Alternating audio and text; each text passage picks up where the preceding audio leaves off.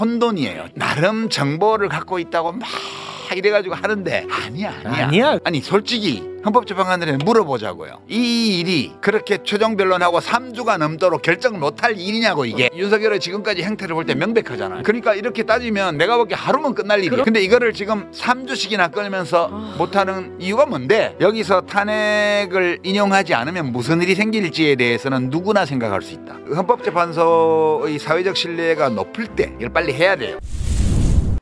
근데 그 탄핵 인용과 관련해 가지고 지금 뭐 극우 쪽은 이야기하는 게 뭐냐면 이재명 대표의 그 사법부 판결과 함께 뭔가 지금 조율에 들어가는 것 아니냐, 뭐 이런 해석들이 나오고 있더라고요. 그쪽은 희망사항이죠. 우리가 보통 음모론에 빠질 때는 어떨 때 빠지냐 하면 누군가가 어떤 주체가 있어서 이 전체적인 상황을 다 파악하고 지휘하고 기획하고 실행하고 이렇게 할 수 있는 어떤 행동의 단위가 있다고 가정을 하면 그게 돼요. 근데 지금 그런 상황은 아니에요. 지금은 혼돈이에요. 지금은 그래요? 어느 세력 어떤 개인도 상황을 장악하고 있지 않아요.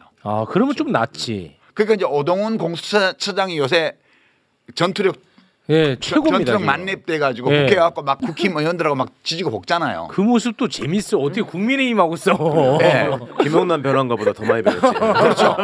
그 재밌어. 그런 것처럼 각자가 저마다의 의지를 가지고 저마다의 목표를 추구하면서 저마다의 권한을 가지고 저마다의 방식으로 이 상황에 대처하고 있어요. 그러니까 지금은 어떤 상황이냐면 바람이 확 불잖아요. 그럼 모든 사물이 소리를 내는데 소리가 다 달라. 사물마다 고유한 성질이 있기 때문에 이게 똑같은 강도의 바람이 불어도 사물이 다른 소리를 내는 것처럼 이 혼돈스러운 실패한 신이 쿠데타 내란 상황 속에서 의사결정권을 가지고 있는 모든 주체들이 자기 나름의 소리를 지금 내고 있는 거예요. 네.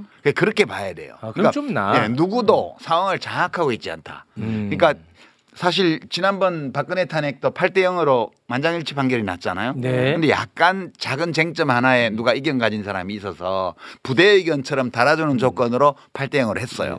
그때 제가 JTBC 썰전을 하고 있을 때인데 전원책 변호사님이 뭐라고 하시냐면 이제 방송에서 한 말인가 뒤에서 우리끼리 한 말인지 기억이 불확실한데 5대 2는 확실하대. 그때도 8명이었거든. 헌법재판관. 8명인데 어떻게 5대 2예요? 그 한 명이 지금 왔다 갔다 이제 헷갈린다는 거지. 그래서 이 사람이 이쪽으로 하면 기각될 가능성이 반반이라고 막 주장을 했어요. 제가 그때 녹화장에서 8대 0이에요. 8대 0 될 수밖에 없어요. 저는 그렇게 얘기를 했어요. 그러니까 나름 정보를 갖고 있다고 막 이래가지고 하는데 아니야. 그거는. 그러니까 지금 우리가 헌법재판소에 대해서는 아니 솔직히 헌법재판관들에 물어보자고요.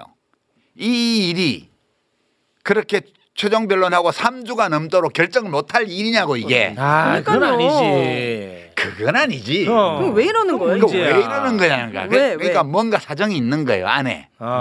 헌법재판관들 사이에 뭔가 사정이 있는 거예요. 이게는 국회 소추단에서 제기한 5가지 쟁점이 있잖아요. 이 5개의 사실관계를 확인하고 확인된 사실들에 미루어 볼 때 헌법 위반이 있었느냐를 판단하고 이 헌법 위반이 중대한지에 대해서 살피고 그리고 헌법소 의지가 없다는 거는 윤석열의 지금까지 행태를 볼 때 명백하잖아요. 명백하죠. 그러니까 이렇게 따지면 내가 보기에 하루면 끝날 일이야. 그럼요.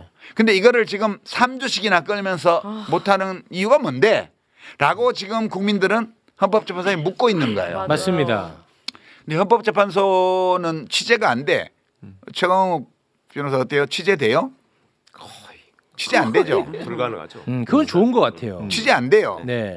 그러니까 지금 우리가 이 상황에서 막 그 극우 유튜버들이 뭐 5대 3으로 뭐 기각 난다, 뭐 각하된다 이런 소리들 막 떠들어대고 있어. 의미 없어. 이 조건에서는 이렇게 물어봐야 돼요. 제가 뭐 다른 데 나가서도 그렇게 하는데 헌법재판소 관들의 평의가 진행되는 상황에 대해서 어떤 정보가 있으세요? 이렇게 물어봐요. 신뢰할 만한 어떤 정보가 있기에 그런 얘기를 하냐? 우리 누구도 아무 정보가 없어요. 맞습니다. 근데 이제 불안하니까 그 작은 단서로 이제 누군가가 거지. 뒤에서 조종하고 있다고 생각하면 어떤 주체가 이 상황을 장악하고 있다고 믿으면 그러니까 이제 윤석열 지지자들 중에서는 혹시 좌파들이 장악하고 있는 거 아니야라고 의심을 하면서 헌재를 가로로 만들겠다고 지금까지 한 거고. 네. 그 헌재가 계속 시간을 끄니까 아니 그게 아닌가 봐. 헌재가 우리 편이 맞나 봐. 이렇게 돼서 지금 희망회로를 돌리는 거고. 네. 이쪽 지금 헌법 수호 세력 쪽에서는 8대 0에 이건 따져볼 것도 없어라고 했는데 결정이 안 나고 있으니까 불안해지는 거예요. 네. 그러니까 이게 권력 엘리트 카르텔, 법적 카르텔 이 뒤로 파고들어서 윤석열 쪽에서 공작해가지고 기각시키는 거 아니야? 이게 불안한 거예요. 맞아요. 그러니까 헌재 멱살 잡고 싶다고 그러고 막 난리잖아 지금. 네.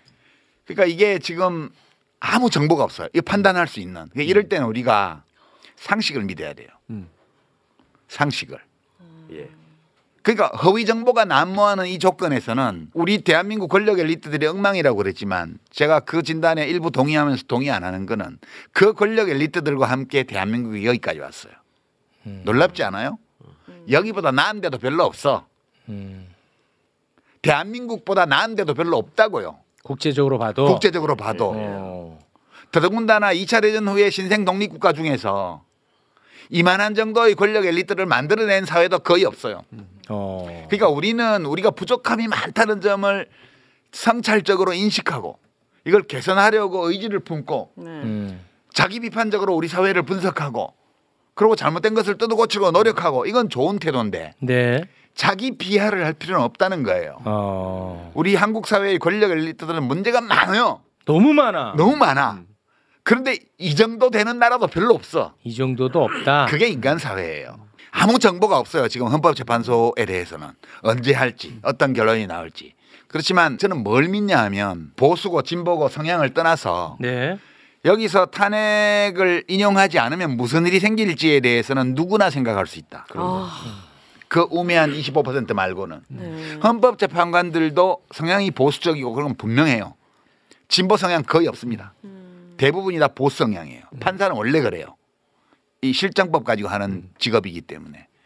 근데 그 사람들도 여기서 탄핵을 기각하면 무슨 일이 생길지는 알 수 있어요. 계엄 선포 전과 똑같은 상황으로 복귀하는 거잖아요. 네. 근데 뭐가 달라졌냐 하면 계엄을 해도 된다는 허가증을 받아서 복귀하는 그쵸. 거예요. 그건 당연하죠. 그 윤석열이 이러는 거야 이제. 뭐 누구 뭐 장관 탄핵한다 그러고 검사 탄핵한다 그러고 예산안 처리 안 해주고 이러면 특전사 출동시켜. 네. 계엄 발표해. 그러고 막 국회 유리창 막 깨고 다녀. 막 단전 단수하고 막 해. 그래도 괜찮잖아. 들어줄 때까지. 바다에 빠뜨리고요. 그래도 괜찮은 거잖아. 아, 그렇죠.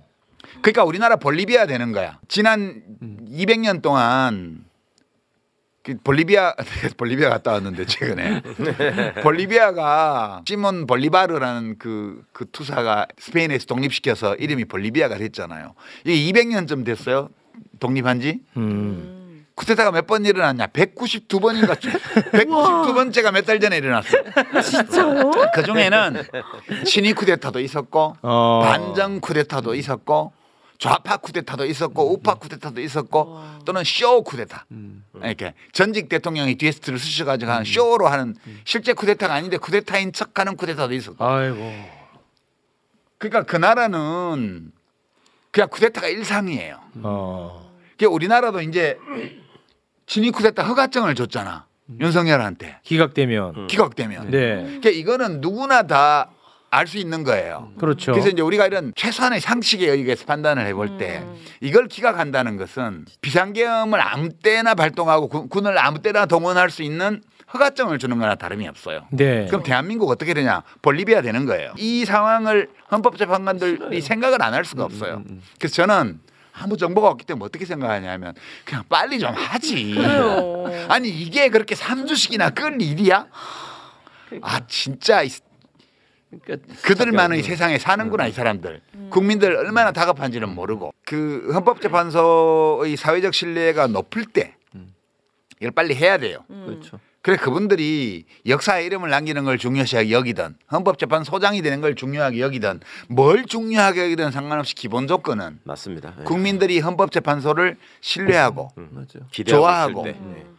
헌법재판소에서 의지하려고 그러고 이렇게 하는 상태가 유지되어야지만 네. 헌법재판소가 헌법기관 헌법을 수호하는 최종적인 기관으로서 자신의 어떤 위상을 확보를 할 수가 있고 네. 헌법재판관들 자신이 더 의미 있는 사회적 기여를 할 수 있는 환경이 만들어지는 거잖아요. 네. 그래서 저는 헌법재판관들이 이 정도를 모르지는 않을 것이다. 네. 근데 이렇게 늘어지는 거는 그 내부에서 해결을 해야만 되는데 잘 해결되지 않는 어떤 갈등 요인이 있거나 또는 너무 잘하려고 완벽하게 하려고 한 나머지 시간이 걸리거나 이럴 가능성이 높다고 봐요. 그 윤석열 탈옥 이후에 겁먹어가지고 이렇게 늘어지는 거 아니에요? 솔직히 윤석열이 안 나왔으면 더 빨리 나왔을 수도 있잖아요. 꼭 그런 건 아니고요. 물론 윤석열이 풀려난 거 있잖아요. 네. 이거는 국힘당에 엄청 안 좋거든요, 사실은. 그렇죠. 아, 그래요. 국민의힘에. 다 적용 반작용의 법칙이 네. 있어요.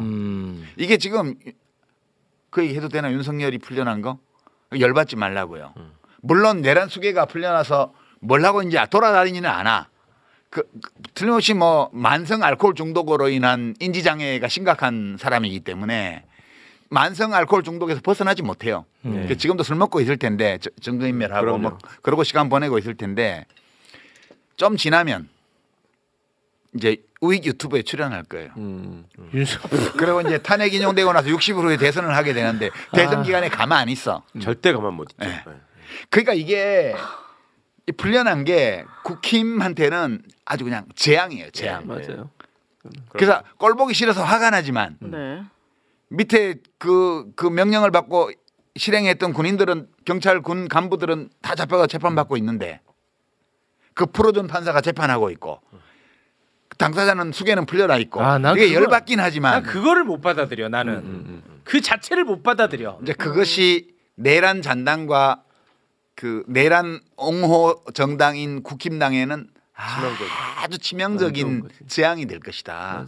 여러분, 지금 정치 불도저가 필요한 건 바로 여러분의 구독과 좋아요입니다. 저 혼자 불도저를 몰고 갈 수는 없습니다. 하지만 여러분과 함께라면 정치판의 허세와 가식을 싹 밀어버릴 수 있죠. 댓글로 여러분의 생각을 남겨주세요. 여러분의 한마디 한마디가 이 불도저의 연료입니다. 그리고 구독과 좋아요, 알림 설정, 이건 그냥 옵션이 아닙니다. 필수입니다. 안 누르면 허세 가득한 정치판이 그대로 굴러갑니다. 여러분이 좋아요와 구독 한번 눌러주시면 저는 더 강력하고 더 시원한 팩폭으로 보답하겠습니다. 시청해 주셔서 정말 감사합니다. 이제 행동으로 보여줄 때입니다. 끝까지 함께 가며 제대로 된 결과를 만들어냅시다.